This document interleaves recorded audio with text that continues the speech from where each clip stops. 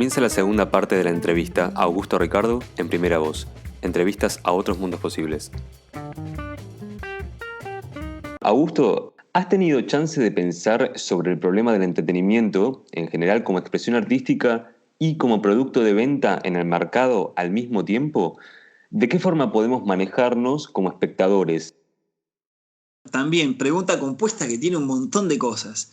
En relación al cine como entretenimiento, que de vuelta, cuando uno piensa el entretenimiento, el cine es una parte de otro montón de cosas, de la televisión, de las series, de la música, de cantidad de cosas. El cine es solo una parte, pero de vuelta me permitiría pensar junto a Jameson que es una parte que reúne los elementos de todas y funciona así como una esencia del entretenimiento. Esto es algo que también dice Jameson, él dice, lo visual es esencialmente pornográfico. Es decir, está ahí para ser eminentemente contemplado y provocar un placer en el espectador. Y siempre me interesó componer esto de Jameson con algo que dice Paul Preciado, filósofo trans-español, que es que en su fantástico libro Texto Yonki, donde trabaja sobre su idea de farmacopoder, de que a partir de la Segunda Guerra Mundial el poder se establece en torno a dos industrias fundamentales que son la farmacia y la pornografía, son las dos mayores industrias a nivel mundial, y que de alguna manera no solo son las dos mayores industrias porque generen los mayores ingresos y demás, sino porque terminan funcionando como el modelo al que aspiran todas las otras industrias. Toda industria, toda producción, todo bien, de alguna manera, aspira al modelo de la pornografía. Aspira a producir algo similar, a ser consumido y a ser distribuido, etc. ¿Cómo se consume, distribuye y produce la pornografía? Es fantástico, es una tesis interesantísima. Entonces, siempre me interesa pensar que el entretenimiento, lo que llamamos entretenimiento, tiene como modelo la pornografía y la farmacia.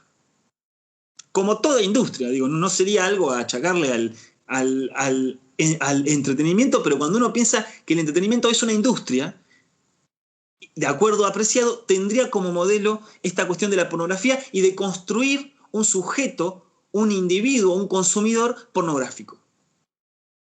Es decir, que busca excitarse y llegar a un orgasmo masturbatorio, en términos esquemáticos siempre, ¿no? Entonces, eso sería un poco la propuesta del entretenimiento. Por otro lado, lo podemos pensar también de otra manera. Como vos decías, porque son imágenes que pueden llegar a ser artísticas, pero que también se venden en el mercado. Digo, como todo arte, igual todo arte más o menos se vende en el mercado. Y yo sobre esto quisiera agregar dos cosas.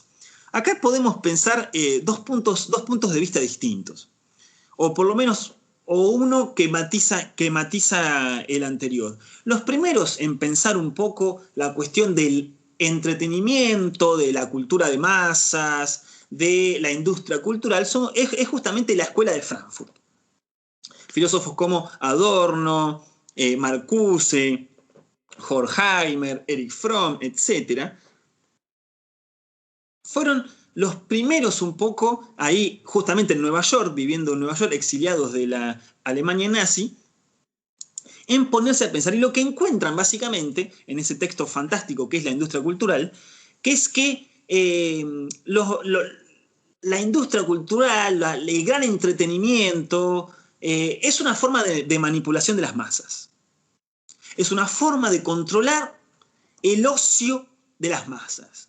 El obrero está controlado 8 horas en el trabajo y después está controlado en su tiempo de ocio también.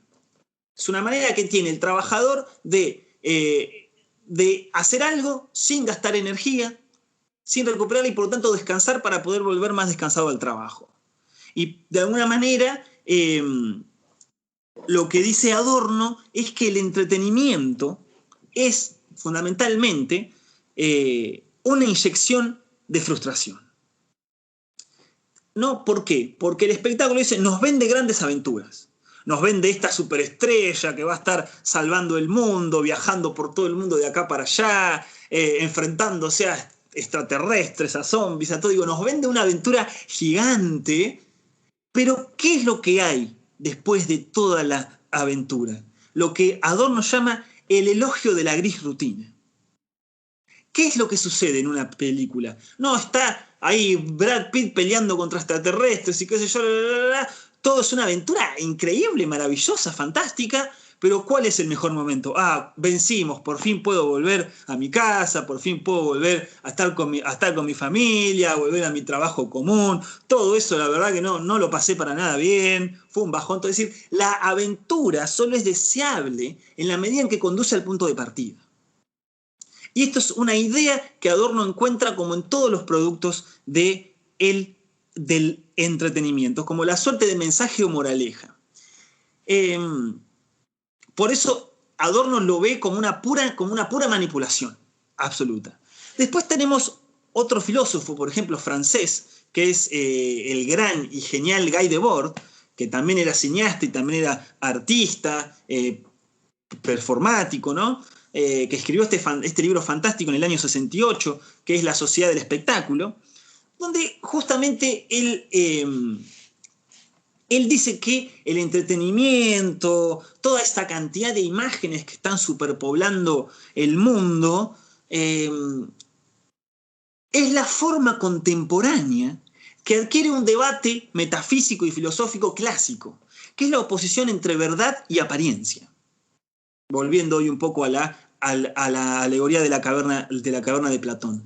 Por un lado estaría el mundo real, el vínculo con el mundo, el estar en un lugar y sentir el viento y sentir el frío y sentir el calor y ver. Y por otro lado estaría el vínculo con las imágenes que serían la pura apariencia. Entonces lo que señala Debord es que hoy la apariencia está triunfando. Que hoy las imágenes no nos remiten al mundo, sino que nos remiten a otras imágenes. Las imágenes ya no tienen contenido de verdad. Porque uno diría, la foto del parque me remite al parque. Pero ¿qué pasa cuando esa foto del parque está editada, está photoshopeada, y está todo? ¿Puedo yo confiar? ¿Puede alguien hoy decir, esa foto es real? Digo, llegamos a un momento en el que la duda siempre es posible.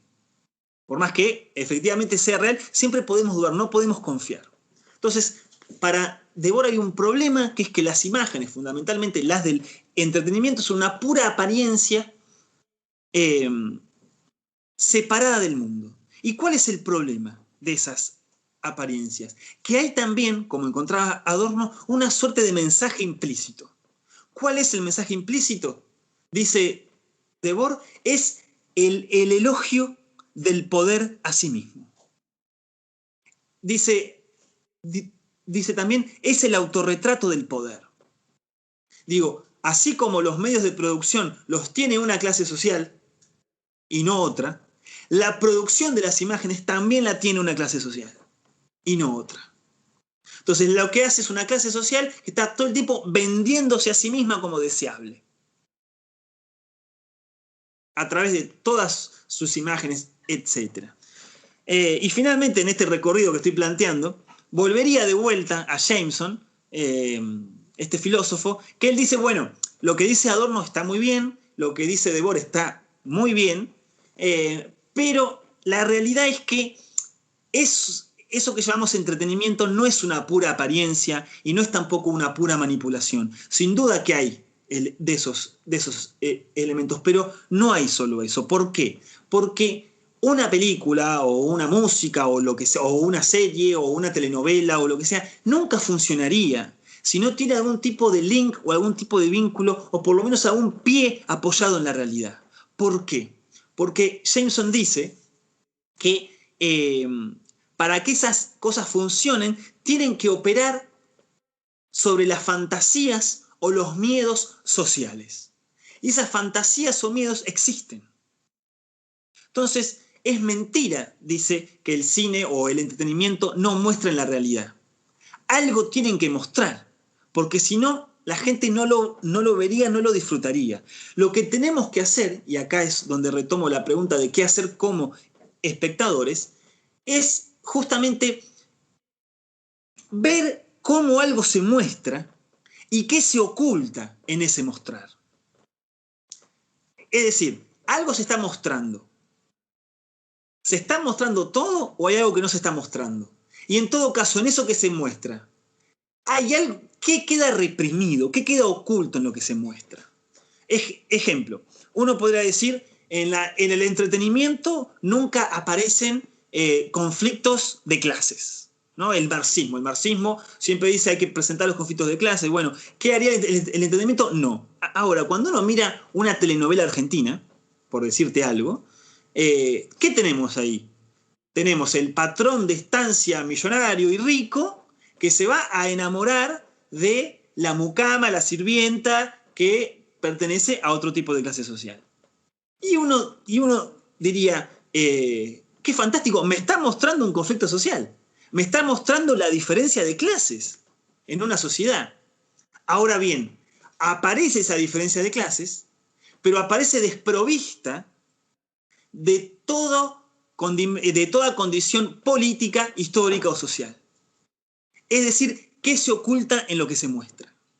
Eso es lo que tiene que hacer uno como crítico o tiene que hacer uno como espectador. Interrogarse siempre sobre qué se me está ocultando en esto que se me está mostrando.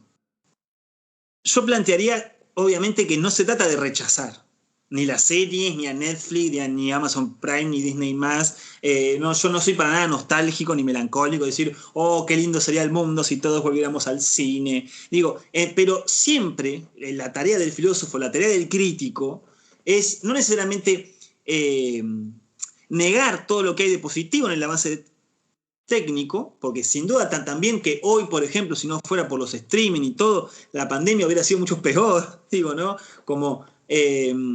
entonces hay cosas buenas, pero la tarea del filósofo y del crítico es siempre marcar un poco lo negativo también. Y la realidad es que cada uno en sus casas, de manera individual, termina siendo un consumo más pasivo, porque se pierde primero cierta dimensión ritual, que tiene que ver con ir y con el encontrarse con los otros. Y que tiene que ver también con eso de que mi experiencia de esto va a estar afectada también por cierta experiencia de los demás. Y eso, como puede ser un bajón, no sé, alguien que te habla en el cine o que habla mucho, o que come mucho, entonces hace mucho ruido, así como puede ser bajón, también puede ser enriquecedora. Porque justamente permite recordarnos todo el tiempo de que nuestra mirada no es la única, de que nuestra manera de entender algo es relativa, no es absoluta, de que nuestro vínculo con la cosa no es verdadero, porque hay otros vínculos posibles de otra gente. Uno, encerrado en su casa, tiende a olvidarlo, tiende a no pensarlo. Augusto, has analizado las producciones de Estudio Ghibli en profundidad, compartiendo el gusto del que muchas personas disfrutamos. Y me gustaría preguntarte, ¿qué te trae del mundo de Hayao Miyazaki personalmente? ¿Cómo te ha marcado o influenciado en tu relación con el cine y la filosofía? Bueno, primero hablando de ejercicio de admiración, Miyazaki, por supuesto, completamente admirable, me encanta. Digo, lo primero que hay que decir, me encanta, me fascina, me estimula, me gusta. Primero que nada. Segundo, lo bueno que tiene Miyazaki, creo que parte también de la importancia que mucha gente le da, es que ha abierto puertas a la animación. Mucha gente se ha acercado a la animación gracias a Miyazaki y a Estudio Ghibli en general, porque justamente hay que dejar de pensar que la animación es algo solo para niños. O que en todo caso ver animación es siempre volver a la niñez. Y no, uno se da cuenta que hay un montón de producción animada que es para adultos o que es, para todo público. Digo, que no es algo para nada reservada a los niños y que incluso hay productos animados muy oscuros y muy para adultos. Digo, que resumen complejidades, conflictos existenciales, sociales políticos y que los expresan no en películas con personas de carne y hueso, sino con animaciones. Digo, primero eso, fundamental empezar a descubrir el mundo de la animación, que ahí volvemos a encontrar, si se quiere, la influencia de Estados Unidos, porque Estados Unidos produce prácticamente animaciones para niños. Siempre hay alguna excepción, digo, pero... Y es quizá el resto del mundo el que intenta producir otro tipo de animaciones. Cuando vos ves lo que se conoce como la nueva ola checa, en los años 70, el cine de República Checa, que dio un par de directores interesantísimos, Milo Forman, que después va a hacer su carrera en Estados Unidos, por ejemplo, ves ahí una serie de animaciones de los años 70, pero increíbles, o animaciones soviéticas, rusas, impresionantes, digo, ves cosas buenísimas. Y bueno, Japón tiene, por supuesto, una larga historia con lo que se conoce como manga y anime, y a diferencia quizá de estos países como Rusia o República Checa, logró cierta idea de exportar sus animaciones al mundo. Básicamente a partir de Astro Boy. Astro Boy fue el primer manga y anime que superó las fronteras japonesas. Porque, de hecho, si le decimos a nuestros padres Astro Boy, lo conocen, lo tienen. ¿Viste? Como que impactó. Muy interesante eso. Después, nada, entonces... Primero eso, entender que la animación no son dibujitos para niños. O no necesariamente son eso, sino que pueden ser otra cosa. Y después hay un problema con la animación que para mí Miyazaki resuelve muy bien. Porque justamente esta idea de que el cine muestra el mundo y demás, la animación no. La animación no tiene ningún tipo de deuda con el mundo real. Uno en realidad puede dibujar cualquier cosa, no hay límite, no hay ley física, no hay nada que ponga un límite a lo que uno puede dibujar. Y ahí uno encuentra, por ejemplo, esta idea de que puede hacer literalmente todo. En animación se puede hacer literalmente cualquier cosa. Ahí tenés la destreza, por ejemplo, de Disney, que Disney lo que busca es reducir eso al mínimo y presentar siempre universos completamente verosímiles y detallados. Disney lo que hace es dibujar el mundo resarpado. Por lo menos en su etapa clásica, ¿no? Blancanieves y todas esas pelis. Digo, el árbol ese está lo más realista posible. Ahora bien, es una pregunta filosófica. Porque cuando vos podés hacer absolutamente todo, lo que te tenés que preguntar como creador es qué no vas a hacer. Porque no puedes hacerlo todo literalmente. Por ejemplo, para hacer, digo, el paralelo, una serie contemporánea como Rick and Morty, no sé si la has visto, no se puede pensar sin esta voluntad de la animación de poder hacerlo todo. Digo, prácticamente cuadro a cuadro va desafiando los límites de lo que uno puede pensar. Como, a ver, es una animación y puedo hacer cualquier cosa. Y la voy a hacer literalmente. Digo, es fantástico. Entonces, en ese sentido, Miyazaki me parece genial. Porque tenés ahí una gran inventiva. Digo, todos esos personajes, bichitos que aparecen en sus obras, aunque bueno, sabemos que nosotros occidentales quizás no los reconocemos, pero la totalidad de los bichitos, entre comillas, que aparecen en sus películas son de alguna manera representaciones de deidades del shintoísmo. Es decir, que probablemente algún japonés los reconozca, como si de repente aparecieran en alguna película argentina alguna caricatura del Gauchito Gil, por ejemplo, lo reconoceríamos. Estoy haciendo un ejemplo muy malo, digo, pero para dar a entender.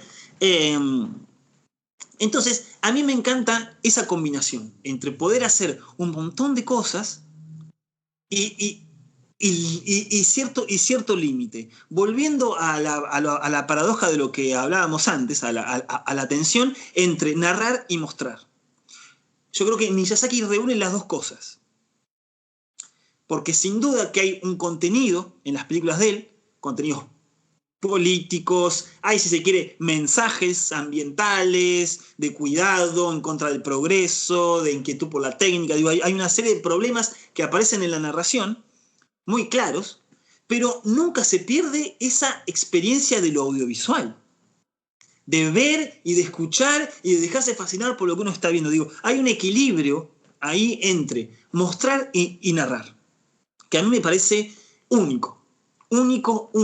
Digo, no hay con qué darle. Es fantástico lo que estoy viendo y es fantástico lo que me está contando. No hay con qué darle. Y nada, me parece que ahí está uno de los secretos de Miyazaki. Narrar, pero mostrar. Que lo que se muestre no se subordine a lo que narro y que lo que narro no opaque a lo que muestro. Es decir, uno no ve las películas de Miyazaki simplemente porque tienen un buen mensaje. Sin duda que lo tienen, pero uno no las ve solo por eso.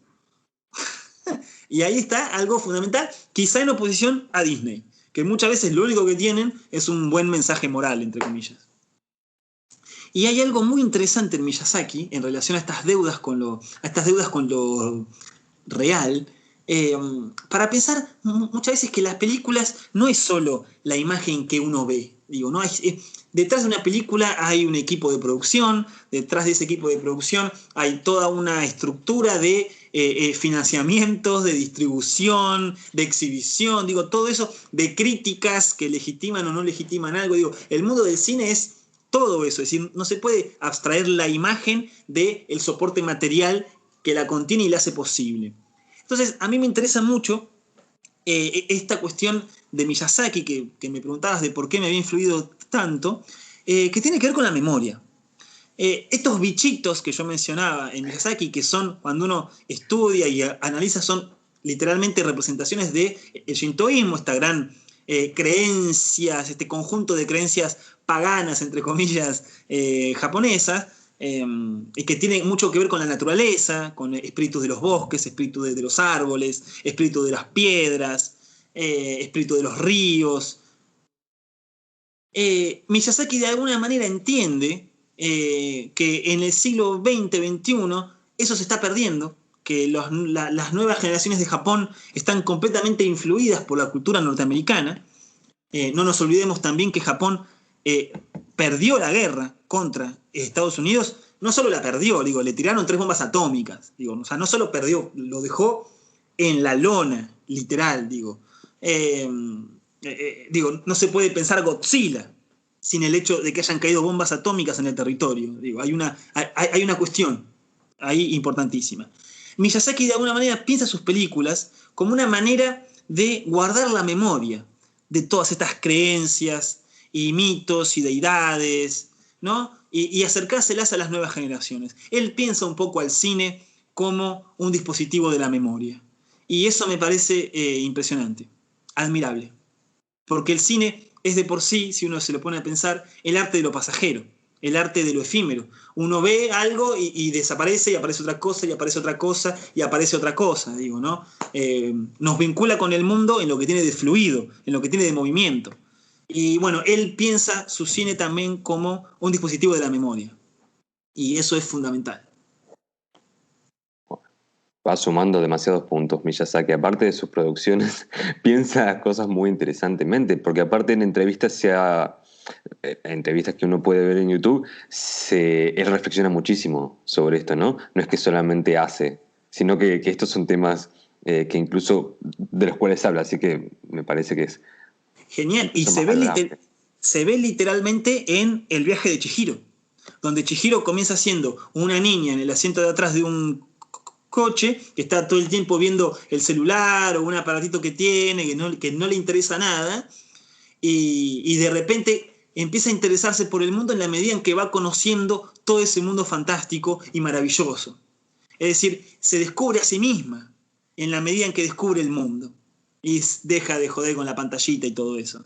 Digo, ahí se ve literalmente. Chihiro es la representación para Miyazaki de los jóvenes de Japón.